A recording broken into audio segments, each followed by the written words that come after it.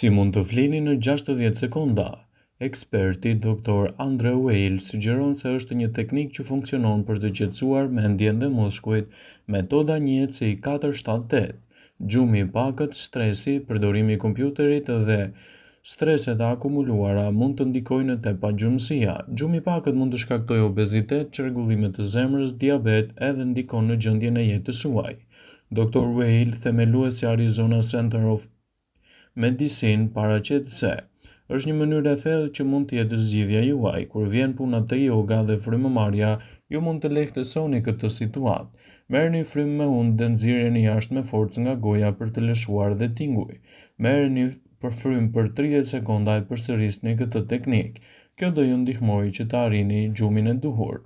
Sekreti është te marrja e frymës për 4 sekonda, nxjerrja e saj për 7 sekonda dhe pasi çliroheni, numëroni deri në 8. Kjo është një teknikë sipas Dr. Weil, e cila do ju ndihmojë të flini më mirë gjatë natës.